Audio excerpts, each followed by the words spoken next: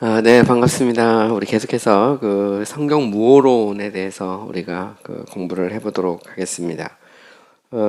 이 시간에는 이제 그 성경 무오론에 대한 정의, 그리고 그 의미에 대해서부터 공부하면서 시작을 해보도록 하겠습니다. 먼저 이제 그 성경 무오론이라는 게 뭐냐? 이거는 그 결국 이제 성경에 이제 오류가 있는가 이렇게 물어보면 오류가 없다. 뭐 이게 이제 쉽게 말하면 이제 성경 그러니까 무어라는 것은 오류가 없다는 말입니다. 영어에 inerrancy라는 말은 얘는 이제 부정이고 error 그러니까 오류가 없다, 틀림이 없다, 뭐 이런 의미입니다.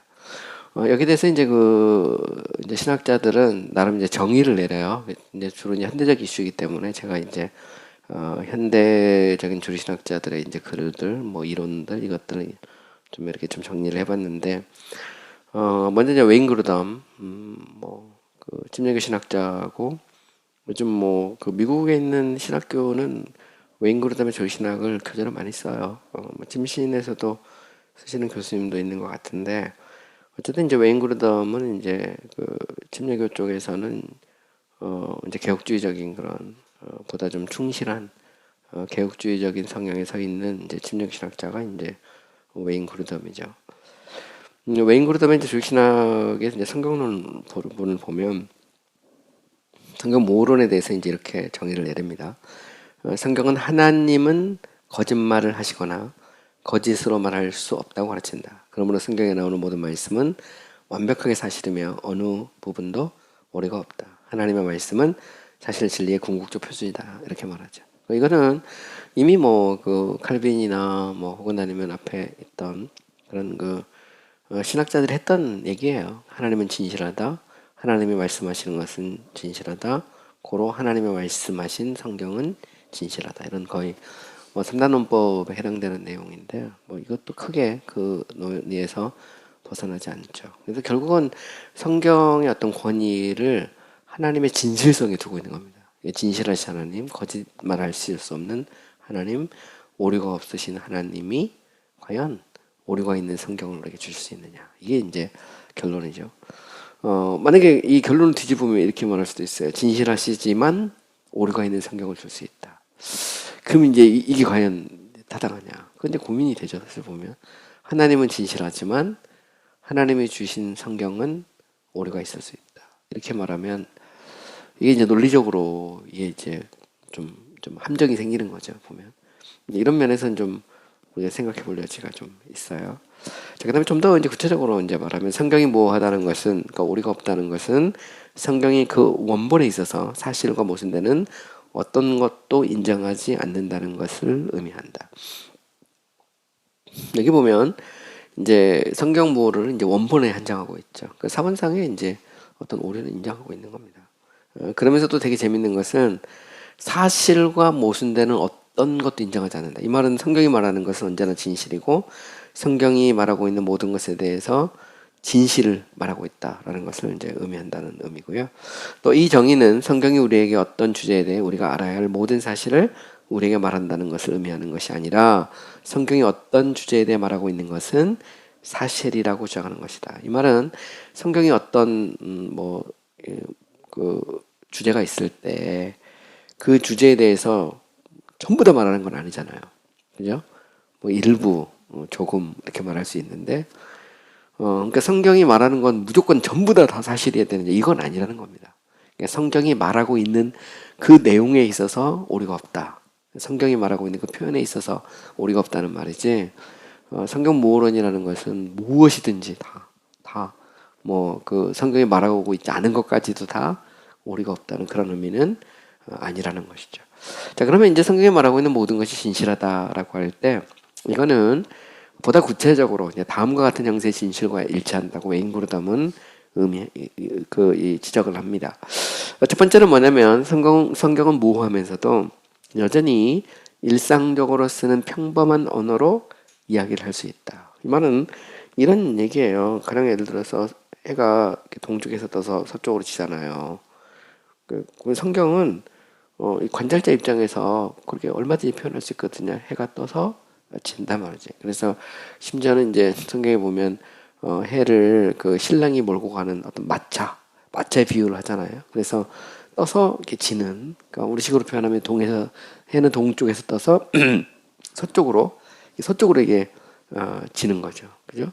또 비가 내린다 할 때 비는 위에서 밑으로 내린다. 뭐 이게 이제 상식적인 얘기입니다. 근데 이거는 상식이에요. 근데 과학의 영역으로 좀 들어가 보면 해는 과연 그러면 늘 동쪽에서 떠서 서쪽으로 지느냐? 그렇지 않을 수도 있어요. 그런 예를 들어서 제가 스코틀랜드에서 유학을 했는데 네버데인이라는 도시에서 스코틀랜드는 겨울이 되게 짧아요. 여름이 길고요. 겨울은 해가 한 아침 9시 좀 넘어서 해가 뜨거든요. 그리고 한 오후 한 두세 시면 해가 져요. 그러니까 깜깜해집니다. 그러니까 굉장히 그, 그 보면 낮이 짧죠. 여름 같은 경우는 해가 한 두세 시쯤 새벽 두세 시쯤 해가 떠가지고요. 그 밤 11시 12시 돼도 대낮처럼 밝아요. 그래서 이제 영국 같은 경우 특히 스코틀랜드 같은 경우는 창문에 이 커튼이 되게 두꺼워야 돼요. 그래서 여름도 두꺼운 커튼을 치지 않으면 이 잠을 잘 못 자요. 왜냐면 이 밤 12시까지 밝다가 한 두세 시쯤 새벽 두세 시 되면 대낮처럼 밝거든요. 그러니까 그 여름이 보면 낮이 길고 겨울은 극단적으로 짧아요. 그리고 되게 재밌는 것은 뭐냐면 겨울에는 해가 이렇게 뜨잖아요. 우리의 개념은 해는 동쪽에서 떠서 서쪽으로 이렇게 빙 돌아서 져야 되는데 그 위도가 높으면 해는 위로 올라갔다가 밑으로 쏙 들어가요. 그거 아세요?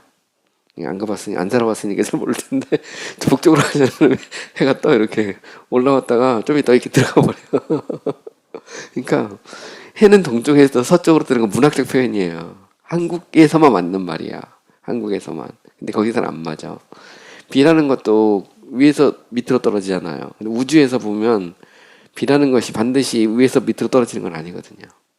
우주에서 보면 밖에서 보면 지구 밖에서 인공위성으로 보면 구름이 있고 그 속에서 이렇게 막 떨어질 때 보면 이렇게 해서 보면 만약에 인공위성이 있고 구름이 있고 지구 있으면 이 비는 이렇게 떨어지는 거잖아요. 보면 그러니까 관찰자의 관점에서 얼마든지 달라질 수 있다는 거죠. 그러니까 성경이 무호하다는 것은 그러면 이런 과학적 사실까지도 정확해야 되느냐? 그건 아니라는 거죠. 당시 성경은 메소포타미아, 특별히 이스라엘 뭐 이런 애굽 이런 이 시나이 반도 뭐 광야 그쪽이잖아요. 더 뭐 위로 올라가면 다메섹, 지금 이제 이란, 이제 페르시아 옛날 그걸 배경으로 해서 성경이 이제 기록되어 있는데 그 지리적 배경 하에서 성경은 기록됐다는 거죠. 그러니까 그 역사적이고 문화적이고 지리적인 환경 속에서 기록된 거기 때문에 성경의 모든 표현이 다 어떤 현대 과학의 입장에서 그거를 판단하고 그럴 때마다 성경은 오류가 있다 이렇게 말할 수는 없다는 그런 의미예요. 그러니까 예를 들어서 사고로 전쟁에서 8천 명이 죽었다 이렇게 나오면 뭐 그게 7,999명일 수도 있고 8,001명일 수도 있어요. 근데 그냥 8천 명 이렇게 말하죠. 그러니까 가령 예를 들어서 우리가 이 이스라엘 백성 외국에서 400년간 종노릇 했다는 표현도 나오고 430년 종노릇 했다는 표현도 나와요. 그죠? 특히 설교문 같은데 보면 400년간 종노릇 했다고 나오거든요. 근데 이 말은 무슨 얘기냐면 우리가 400과 430이라는 것은 다르잖아요. 그럼 성경은 오류가 있다. 왜 한쪽에서 왜 400년, 왜 한쪽에 430년이냐라고 할 때 그거는 그 당시 문화나 혹은 아니면 어떤 그 말을 하는 그 어떤 배경으로 보면 얼마든지 가능하다는 거죠. 우리도 설교할 때 430년이라고 됐다가 400년이라고 됐다가 할 수 있거든요. 얼마든지. 그러니까 그 당시 통용되는 어떤 문화적인 그런 어떤 수용의 한계 혹은 아니면 어떤 통상적으로 받아들이는 어떤 범위 이런 것들을 벗어나지 않는다는 겁니다. 그러니까 성경 모호라는 것은 이런 것까지 정확하게 뭐 예를 들어서 7,990명 죽었으면 7,999명이 죽었다 이렇게 예를 들어서 예수님이 오병이의 기적을 행하셨을 때 5천 명이 먹었다. 근데 그게 5천 명이 아니고 4,999명이면 어떡하냐 말이지. 아니면 5,001명이든지 그럼 성경은 오류가 있는데 그게 아니고 그리고 쉬어봤냐? 그러면 뭐 안 세봤겠죠. 보면 대략 그 정도다. 이렇게 이런 표현입니다. 보면 또 여자도 있고 어린아이도 있고 그래서 보통 학자들은 말할 때 한 2만 명 정도 되지 않겠냐 이렇게 보통 말하는 거거든요. 근데 성경은 5천 명이 먹고 12강주리가 남았다. 그럼 12강주리가 갈 때 그 12강주리가 가득 채워서 12강주리냐 아니면 적당한데 거기 12강주리라는 건 뭐 이렇게 따지기 시작하면 한도 끝도 없다는 거죠. 그러니까 성경 모호란이라는 것은 어떤 그 당시에 어떤 통념적인 어떤 사고 뭐 이런 것들에서 벗어나지 않는다 이런 의미입니다. 그 다음에 더 나가서 또 성경 모호하면서도 여전히 느슨하고 자유로운 인용을 할 수 있다는 거예요. 그러니까 예를 들어서 예수님이 구약을 이렇게 인용하죠. 보면 그리고 우리가 서신서에서도 보면 사도 바울이 구약을 종종 인용합니다. 시편도 많이 인용하고요. 또 히브리서 같은 경우도 보면 구약을 인용하거든요. 그러면 그 구약을 인용할 때 비교를 해보잖아요. 그러면 표현이 똑같냐? 그렇지는 않아요.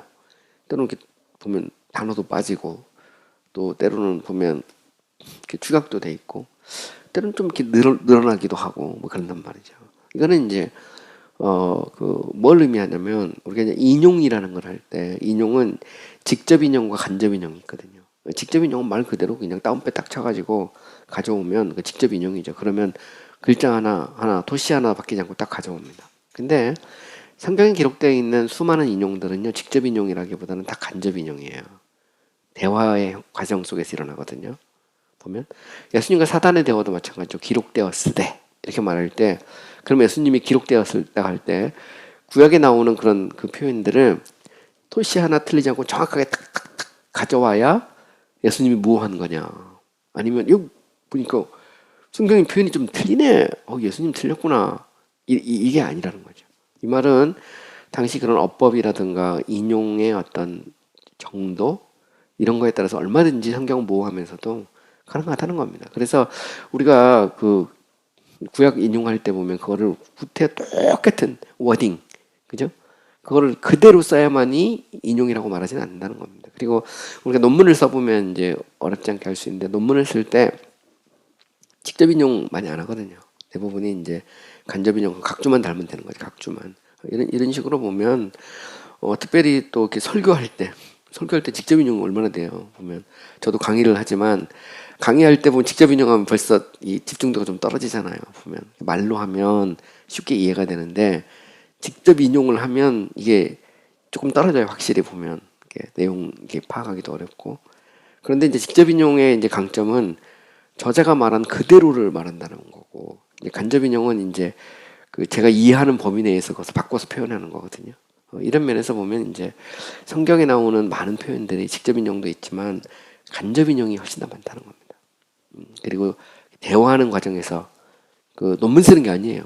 무슨 뭐 학위 논문 쓰는 게 아니기 때문에 그런 면에서 성경의 무어와 인용의 문제는 이게 서로 상충하지 않는다는 겁니다. 이런 부분을 잘 보면 얼마든지 그 성경의 어떤 오류 가능성을 주장하는 그런 그 주장에 대해서 반박이 가능하다 이렇게 이제 말하고 있는 것입니다. 그 다음에 또한 이제 성경은 모호하면서도 일상적이지 않은 문법적 표현과 조화를 이룰 수 있다는 거예요. 그러니까 성경을 표현할 때 문법적으로 완벽해야 되냐 말이지. 근데 가령 예를 들어서 우리가 그 발음에서 보면 나 발음을 못해가지고 이 나를 자꾸 이로 발음하는 사람이 있다 그러면 하나님이라고 못하고 하니님 이렇게 말하면 성경을 기록할 때 성경의 저자는 그 사람은 맨날 하니님이라고 발음을 하는데 그 사람의 발음을 하나님으로 고쳐서 써야 되느냐 아니면 하니님이라고 써야 되느냐 그러면 생각해 보세요. 그럼 하니님이라고 쓰면 틀리고 하나님이라고 쓰면 맞는 거냐 그렇지 않을 수 있다는 거죠. 문법이라는 것도 우리가 그 문법이 어느 정도 맞아야 의사소통이 됩니다. 문법이 너무 틀리면 좀 의사소통이 참 잘 안 되잖아요. 특히 외국인들하고 얘기해 보면 한글이 딸려요. 한글이. 우리도 영어 하려면 막 버벅거리고 딸리잖아요. 그런데 웬만큼 하면 다 알아듣습니다. 한국 사람들은 뭐 외국인들이 웬만큼 하면 박수 쳐주고 아이고 한국말 되게 잘하십니다 그러는데 문법 되게 많이 들리죠. 그럼 그 사람을 소개할 때 그러면 성경의 저자가 기록할 때 보면 문법을 완벽하게 고쳐서 기록을 해야 되느냐 아니면 그 사람의 틀린 문법을 그대로 쓰면 그러면 성경이 오류가 없는 것이냐 그렇지 않을 수 있다는 겁니다. 성경에 나오는 표현 중에 이게 분명히 보면 주어가 남성인데 형용사를 맞출 때 보면 짝이 이게 그러면 남성에 맞춰야 되는데 여성이 나온다면 동사도 그렇고 때로는 주어가 단수인데 동사가 복수로 돼 있단 말이죠. 이 말은 그러니까 성격에 오류가 있다 이렇게 주장하는데 그렇지 않을 수도 있다는 거죠. 얼마든지 그 사람은 표현이 그렇게 쓸 수 있어요. 또 사투리라는 것도 있잖아요. 보면 베드로가 예수님의 십자가에 못 박힐 때 세 번 부인하잖아요. 그때 보면 베드로가 이제 나는 모른다 그럴 때 내 말투를 들어보니까 네가 예수의 제자다 이렇게 정하거든요. 그 말투가 사투리거든요. 갈릴리 사투리를 쓰는 걸 딱 보니까 너는 딱 예수의 제자가 맞아 이렇게 말하는. 그러니까 베드로가 뭐라냐면 막 저주하고 아니다 그러는데 자기도 모르게 갈릴리 사투리가 팍 튀어나오는 거지. 또 보면 바로 튀어나오는 거예요. 그러니까 우리 경상도 사투리를 쓰면 경상도 사투리가 나오는 것처럼 비슷하죠. 보면 그러니까 성경을 기록할 때 보면 그런 것들이 얼마든지 있을 수 있다는 거죠. 우리가 생각하는 거하고 다를 수 있어요. 표현 자체. 그러니까 문법이 그러니까 우리가 뭐 히브리어 헬라어 배웠을 때 그 완벽한 문법을 맞춰가지고 막 전부 분석해보고 야 이게 문법이 틀렸네 이게 성경 문제가 있구나 그렇게 보기는 어렵다는 것이죠. 그게 이제 이 성경이라는 것 자체가 일상적인 어법을 사용하고 있다는 거예요. 특별히 이제 우리가 복음서 같은 경우도 코인의 헬라어라고 해서 그거는 일상적으로 쓰는 헬라어를 쓴 거거든요. 고도로 전문화된 학자들이 쓰는 완벽한 문법과 체계를 갖춘 그것도 쉽지 않아요. 저도 이렇게 박사 논문 이렇게 써올 때 보면 하여튼 쓰고도 수없이 고칩니다. 왜냐면 아무리 정성을 하고 써도 이게 맞추기 어렵거든요. 뭐 AI가 아닌 이상은 요즘에는 뭐 이게 챗 GPT는 뭐 문법도 안 틀리더라고요. 한글 문법도 안 틀리는데 거의 신예 경지입니다. 문법도 안 틀리는 걸 보면 여러분들도 설교할 때 들어보면 문법 많이 틀리거든요. 보면 근데 그러면 우리 목사님이 오류가 있다 이렇게 말하진 않잖아요. 성도들 다 아멘 할렐루야 그러고 그러는데 성경은 어떠냐? 성경은 일상적인 어법을 갖고 쓴다는 거죠. 그것도 성령의 감동으로 거기에 맞게. 그리고 하나님이 그러면 갑자기 경상도 사투리를 쓰는 사람이 성경을 기록하면 갑자기 이 사람의 말을 서울 표준말로 바꿔주느냐? 그렇지 않을 수도 있다는 거죠. 얼마든지 그 속에 그 사람의 어떤 배경이나 어떤 그 오래된 관습, 또 언어적 표현 뭐 이런 것들이 스며들어갈 수도 있어요. 물론 그거를 하나님께서 또 상승시켜서 정확무호하게 쓸 수 있죠. 근데 어쨌든 분명한 것은 뭐냐면 성경은 이제 일반적인 어떤 어떤 일상적인 표현 그것과 일치할 수 있다라는 것을 우리가 생각해야 된다는 겁니다. 자, 그다음에는 이제 또 다른 이제 한 학자를 제가 소개하면 뭐 계속 나온 사람들이니까 밀레드 에릭슨 침례교 신학자죠. 그러면서도 이제 좀 개혁주의적인 성향을 갖고 있는 사람이 이제 에릭슨인데 에릭슨은 이제 좀 철학적인 그런 영향을 많이 받았어요. 이제 판덴버그 밑에서 공부를 했기 때문에 그래서 이제 에릭슨의 책에 보면 좀 철학적이고 이런 내용들이 좀 많이 나오는데 어쨌든 이제 에릭슨도 이제 되게 보수적인 성경관을 갖고 있는 사람이죠. 에릭슨은 이제 이렇게 이야기합니다. 성경무론을 성경은 문화와 전달 수단이 성경이 기록됐던 때에 발달되었던 차원과 성경이 주어졌던 목적들에 비추어 올바로 해석될 때 성경이 주장하고 있는 모든 것에서 완전히 진실하다. 여기 보면 두 가지를 여러분들이 주목해야 됩니다. 첫 번째는 성경의 문화와 전달 수단, 그 다음에 성경의 목적, 이 표현을 좀 보시면 도움이 되는데요. 그러니까 성경이 기록될 때 성경은 그 문화와 전달 수단에 맞게 기록이 됐다는 겁니다. 그리고 성경은 목적이 있어요. 성경을 기록할 때 그 성경의 목적에 맞게 기록됐다는 거죠. 이 말은 무슨 얘기냐면 성경은 그 성경을 기록할 때 우리 21세기적인 어떤 문화 혹은 전달 수단에 맞게 이 표현이 된 게 아니에요. 그러니까 성경이라는 것은 적어도 뭐 1500년간에 걸쳐서 기록된 말이고 고문서입니다. 고문서. 뭐 심지어 우리가 이 복음서나 사도 바울 서신서를 얘기를 해도 지금으로부터 아무리 못해도 1900년 이상 된 그런 문헌들이잖아요. 엄청나게 오래된 그런 문헌들인데 그 시대 문화와 그 시대의 전달 수단, 커뮤니케이션 어떤 수단에 맞게 기록이 된 겁니다. 그죠? 그리고 그 성경 본래의 목적이 있어요. 쉽게 말하면 오늘 우리로 하여금 과학자들로 하여금 뭐 예를 들어서 어떤 숨어 있는 과학 이론을 막 알려주기 위해서 성경이 기록된 건 아니잖아요. 성경은 신앙적인 목적을 위해서 기록이 된 겁니다. 그 시대 문화와 그 시대의 어떤 커뮤니케이션 스킬에 맞도록 기록이 된 거죠. 그래서 그 시대의 눈, 그 시대의 문화, 그 시대의 정황으로 보면, 그리고 그때 주어졌던 각각의 목적을 보면 성경은 모호하다는 겁니다. 오류가 없다. 이 말이 이제 밀더드 엘슨이 이제 내리고 있는 정의죠. 그러면서 이제 보다 구체적으로 이제 다시 또 설명을 합니다. 이제 에릭슨의 관점에서 성경에 오류가 없다는 것은 어떤 의미냐? 첫 번째로 성경의 무오류성은 단지 기록된 것의 사실 여부보다 인정되거나 주장된 것과 관련되어 있다. 성경은 거짓된 사람들이 거짓을 증거하고 있는 것을 기록하고 있다. 그러나 그것은 그들의 기록이 사실이라는 것을 증거하지 않는다. 성경은 단지 그들이 말한 것을 정확히 기록하고 있을 뿐이다. 자, 이 말은 무슨 얘기일까요? 자, 이 말은 무슨 얘기냐면 성경은 되게 기록하고 있는데, 가령 예를 들어서 사울의 말을 기록한다. 그러면 사울은 정직하지 않잖아요. 사울은 보면 뭐 처음에는 좀 정직했는지 모르지만 사울이 보면 거짓말도 잘하고 막 그러거든요. 그래서 변덕이 막 죽을 듯 하는데, 그러면 성경이 사울의 말을 이렇게 기록할 때 사울의 품성이나 말하는 습관을 정직한 사람으로 바꾸고 기록해야 되느냐? 그건 아니거든요. 그럼 우리가 사울이 누군지 모르잖아요. 그죠? 근데 우리는 사울의 표현을 통해서 사울은 정직하지 못하구나 라는 것을 알게 되는 것이죠. 이런 면에서 보면 성경의 무호라고 하는 것은 그 사람의 진실성의 여부가 아니고 내용이라는 거죠. 전달하는 것이 정확하게 전달됐느냐. 그게 중요하다는 겁니다. 예를 들어서 사울은 정말 착한 사람이고 정직한 사람인데 성경의 저자가 아주 간사하고 악한 사람으로 기록을 했다. 그러면 그건 그야말로 오류죠. 그러면 사울이 정말 지하에서 통곡할 얘기인데 그건 아니라는 겁니다. 보면 성경에 나오는 그런 많은 인물들을 보면 성경은 거기에 대해서 정확하게 기록을 하고 있다는 거죠. 그래서 기록의 사실 여부가 오류냐 비오류냐를 결정하는 기준이지, 성경에 나오는 그 사람의 캐릭터가 전부 다 정직하고 올바르고 그래야 되느냐, 그건 아니라는 겁니다. 심지어 성경에는 사탄의 말도 나오잖아요. 사탄이 막 하는 말도 나오는데, 사탄은 속이는 자인데 그럼 사탄이 하는 말을 다 믿어야 되느냐, 그죠? 가령 예를 들어서 예수님하고도 그 사탄이 논쟁할 때 보면 내게 절하라, 하늘과 땅에 있는 권세를 내가 너에게 주겠다. 근데 잘 생각을 해보세요. 그래서 어떤 사람은 그렇게 말합니다. 실제로 보면 이 세상의 권세를 사단이 갖고 있다. 그걸 말했으니까 예수님도 거기에 대해서 반박을 안 하셨다. 그죠?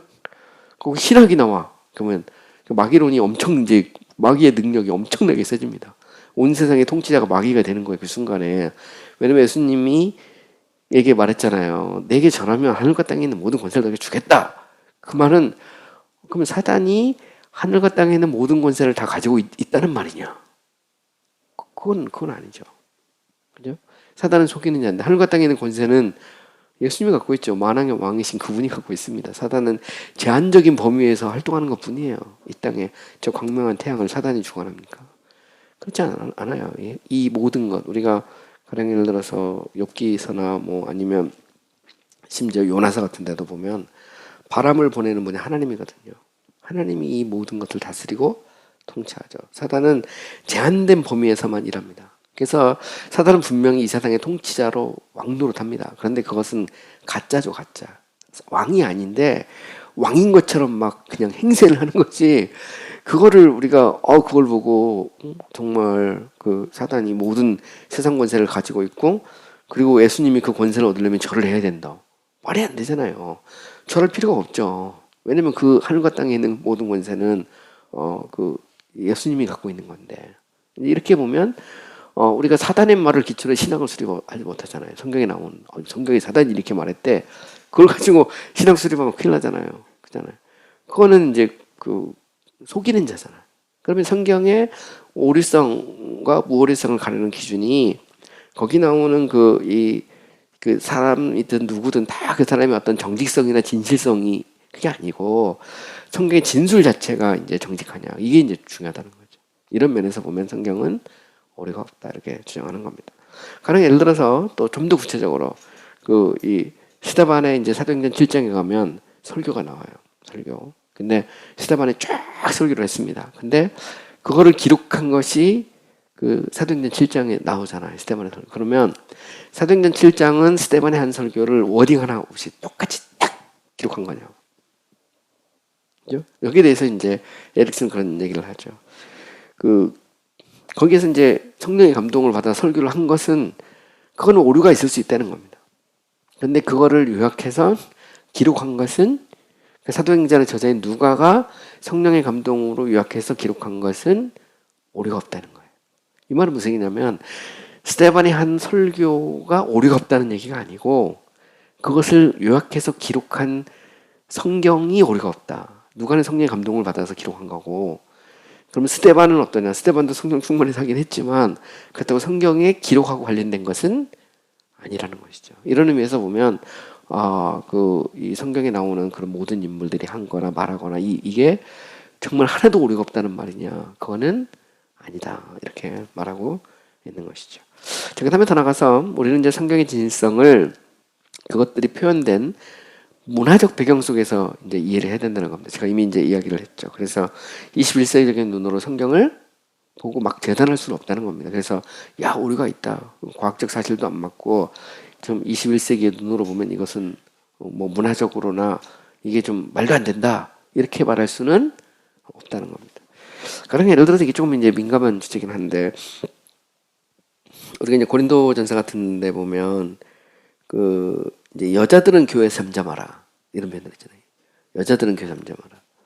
또 여자들은 이 머리에 수건을 써라. 그러면 근데 요즘 교회 가면 뭐 우리 권사님들이 교회 대장들이시거든요.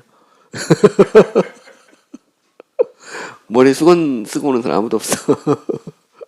목사님들이 권사님들 무시했다 교회 쫓겨나죠 보면. 교회를 원활하게 운영하려면 참 잘하셨습니다. 그리고 가끔 한 번씩 나오셔서 말씀도 한 번 더 하고 대장 노릇을 할 사람들 시켜야 돼. 그래야지 교회가 원활합니다. 그럼 뭘 의미할까요? 문화적 교수가 있다는 거죠. 그거를 이제 우리가 무시하고 그래서 또 이제 이게 또 이제 문제 여성 안수에서 나오는 이슈 중에 하나가 거기 여자들은 잠잠하라고 고린도전서에 나온단 말이죠. 근데 어떻게 여자들한테 설교까지 하고 강단을 줄 수 있느냐? 그러니까 이게 이제 비성서적이다. 뭐 이렇게 주장하는 분도 있어요.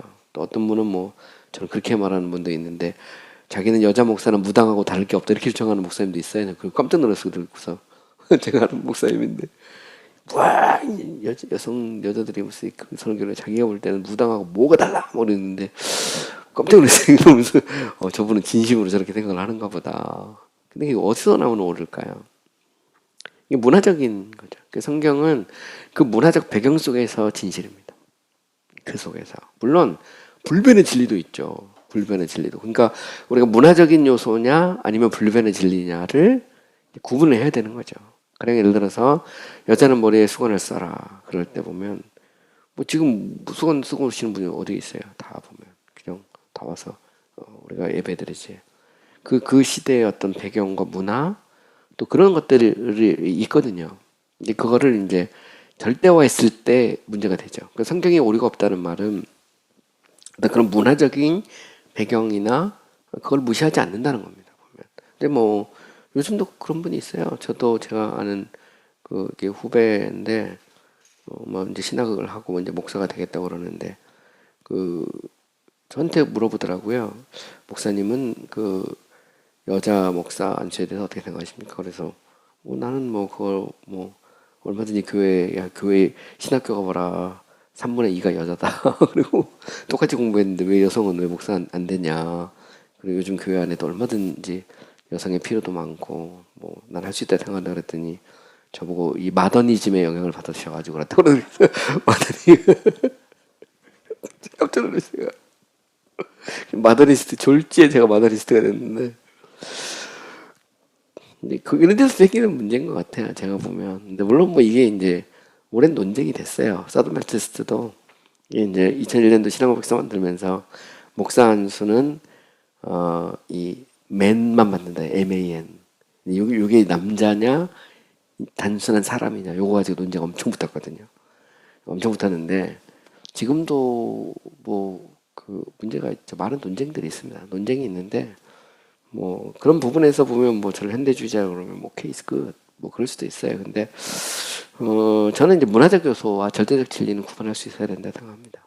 이런 면에서 보면 그 문화 속에서 통용되던 게 있고 우리에게 맞는 게 있거든요. 근데 사실 보면 뭐 우리 그렇게 하잖아요. 보면 뭐 예를 들어 침례교 역사로 보면 장로 문제 같은 것도 그런 거잖아요. 침례교회 왜 회중교에서 모은 장로를 두냐 이렇게 말하면 네, 뭐 그럴 수 있죠. 근데 침례교 안에서도 보면 장로를 뒀던 때도 있고 안 뒀던 때도 있고 그래요. 영국 침례교도 연구를 해보면 물론 서던 베프티스트는 딱 정해져 있습니다. 목사와 집사 딱 둘러. 또 한국 침례교도 그 영향을 받았거든요. 근데 말콤 패닉도 직제를 다양하게 썼거든요. 다 직제를 썼습니다. 그러니까 우리 한국 교회는 이제 장로를 인정하잖아요. 미국 침례교는 절대로 인정 안 합니다. 지금도. 그럼 어떻게 할 거냐 말이지. 그러니까 그거는 제가 생각할 때는 문화적 요소가 있어요. 특히 직제나 이런 부분을 절대화시킬 수 있느냐 교리화해서 이거를 보면 우리가 상대적인 것도 있고 절대적인 것도 있거든요. 절대적 진리는 포기할 수 없는 진리입니다. 근데 성경도 마찬가지예요. 성경이 말하는 것은 무조건 다 절대적이냐. 그래서 여자는 교회에서 잠잠하라고 했으니까 그 말씀 하나를 딱 가지고 그 교회에서 여성들을 다 침묵시켜야 되느냐. 그 뭐 이슬람 근본주의하고 뭐가 달라고 보면 따지고 보면 다 뒤따르고 있어야 되는데. 근데 그 시대의 배경 속에서는 이해가 되는데 오늘날 시대는 안 그렇다 이 말이죠. 이미 뭐 여성의 인권이 지금 신장되고 따지고 보면 우리가 청교도 그러지만 청교도에 긍정적인 면도 있고 부정적인 면도 있어요. 여성 교육 같은 거 따지고 보면 여러분 그 미국이 뭐 대단한 나라긴 한데 미국의 여성이 대학 간 지가 얼마 안 됐어요. 우리나라 이화여대 만들 때나 미국 대학 갔을 때랑 비슷하거든요. 그 영국의 그 청교도의 후예들인데 여성 교육 안 시켰어요. 보면 지금 보면 지금 뭐 옛날 사람들 지금 보면 이게 말도 안 되는 얘기라고 할 수 있죠. 근데 우리가 지금 보면 말이 안 되거든요. 근데 정말 이들이 성경적 신학을 갖고 있는데 그죠? 그렇다면 여성의 문제에 있어서 그들은 거기에 대해서 굉장히 제한돼 있었거든요. 보면 교육도 안 시키고 학교도 안 보내고 보면 뭐 그게 이제 그런 문제들이 있는 거죠. 보면 그래서 우리가 이제 그 절대적인 거 상대적인 것을 절대화했을 때 생기는 문제가 있어요.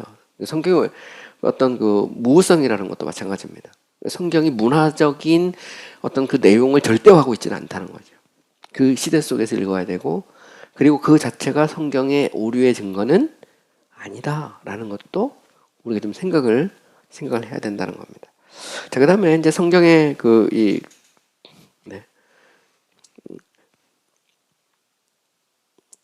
이제 성경의 주장은 그들이 기록된 목적에 맞춰서 우리가 이제 그 판단을 해야 된다는 거죠. 그래서 그러면 민수기 25장 9절에 보면 그 2만 4천 명이 역병에 죽었다 이렇게 돼 있고요. 이걸 인용하면서 고린도전서 10장에서 2만 3천 명이 나와요. 그러면 야, 이게 1,000명이나 차이가 나는구나. 그러면 이제 문제가 있는 거죠. 문제가 있어. 400년, 430년, 30년 차이 나잖아요. 보면. 근데 이 말하는 컨텍스트가 다른 거죠. 보면 그 인용을 해갈 때 보면 현대적인 관점에서 2만 4천과 2만 3천은 엄청난 차이가 났다고 느낄 수 있지만 그 당시 배경 속에서는 그거는 그냥 통용되는 이야기거든요. 400년이나 430년이나 그거는 별로 의식이 안 되는 이야기라는 거죠. 그래서 기록 목적에 맞게 그때 이렇게 이야기를 하잖아요. 그러면 그걸 가지고 이건 틀렸다. 그래가지고 이제 뭐 이제 비평학에서 더 깊이 가면 이제 문서가설 나오면 요거는 A 문서, 요거는 B 문서에서 이 두 개가 합쳐가지고 만들었기 때문에 요거는 보면 이거는 이렇고 저건 저렇고 이러는데 그것도 사실 생각을 해봐야 됩니다. 그래서 보면 뭐 창세기 모세오경 그 저작사 이제 비판하면서 특별히 이제 JDP 문서가설 얘기하잖아요. 그래서 야훼 문서, 뭐 무슨 여호와 문서 뭐 나눠서 할 때 보면 엘로힘 문서 보면 그것도 과연 히브리 사람들이 그런 거 따지고 했을까? 그것도 우리 생각을 해봐야 돼. 그 문화적 속에서는 오히려 그냥 통일된 텍스트로서의 그런 성경의 권위를 인정하는 게 낫지. 그거를 막 몇 개 뭐 그게 존재해서 그게 합쳐 이건 되게 이제 서구적 사고죠. 서구적 사고. 그러니까 서구는 분석하고 이거를 그 어떤 스타일이라면 다시 보면 동양 문화권에서는 통합하고 하나로 보잖아요. 그리고 두리뭉실하게 보는 측면이 있거든요. 그러니까 성경이라는 것은 따지고 보면 뭐 동양 문화에서 기록이 된 거잖아요. 문헌 자체가 보면 물론 뭐 헬라어가 들어오고 그러면서 이제 굉장히 정확하게 기록이 되지만 어쨌든 이제 문화적 차이, 성경의 목적 그거에 따라서 표현이 좀 이렇게 다를 수도 있다. 그거를 가지고 오류의 증거로 삼지는 마라 이런 말입니다. 다음 이제 역사적 사건들과 이제 과학적인 문제들에 대한 기록은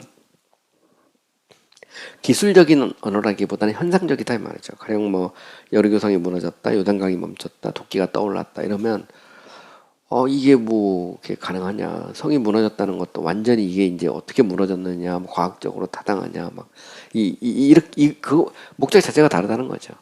그 당시 어떤 현상적으로 일어난 것을 보고 기록을 했다는 겁니다. 이런 면에서 보면 성경모호론이라는 것이 그 오늘날 우리가 생각하는 어떤 과학이나 혹은 어떤 굉장히 실증적인 어떤 역사관 이런 것들에 의해서 성경을 다 이렇게 판단하기는 어렵다 이렇게 말하고 있는 겁니다.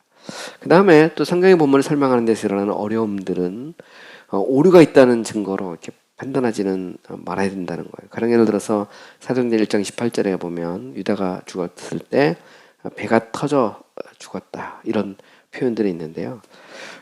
이 옛날에는 이제 배가 터져 죽었다는 표현이 아니고 그냥 고개를 떨고 왔다 이렇게 돼 있었거든요. 근데 새로운 사본이 발견되면서 다시 표현을 바꿨어요. 이 말은 우리가 볼 때 좀 뭐 사본상에서 좀 오류가 있을 수 있다, 좀 안 맞는다. 그렇다고 해서 그것이 오류가 있는 건 아니라는 겁니다. 우리 다 아직 몰랐을 수도 있고 아직도 뭐 갑자기 뭐 쿰난 사본처럼 뭔가가 또 나올 수도 있고 사람이라는 게 그죠?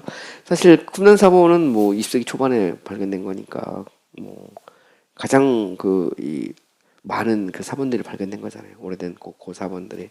저도 이제 쿰난에 가봤는데 보면 뭐 그 종교개혁 당시나 혹은 아니면 개신교 초기 개신교 당시에 그들은 그들의 어떤 시대적 정황 속에서 그들이 갖고 있는 사본을 정리해서 성경을 번역한 거거든요. 이런 면에서 이제 뭐 킹제임스 버전이 그 유일하게 완벽한 성경이다 그것도 말도 안 되는 얘기고.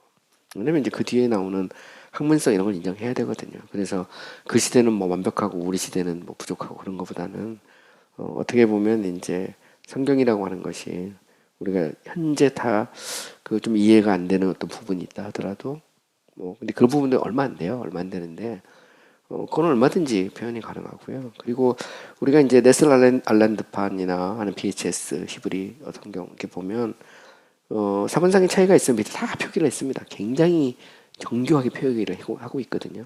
그래서 어떤 사본상의 베리에이션 차이나 이런 것들에 대해서 속이려고 하지 않고 정확하게 기록하고 있어요. 그래서 그걸 보면 지금까지 보면 사본의 어떤 어디까지 발견된 게 다 할 수 있거든요. 보면 그러니까 굉장히 과학적이고 정밀한 연구가 이루어져 있어요 이미. 그거를 기초로 뭐 우리 갖고 있는 이제 한글 개혁 한글이든 뭐 개정 개혁이든 다 번역이 되는 거거든요. 이런 면에서 번역판에 대해서도 우리가 신뢰를 할 수 있다라는 것을 이제 얘기하고 싶고요. 그다음에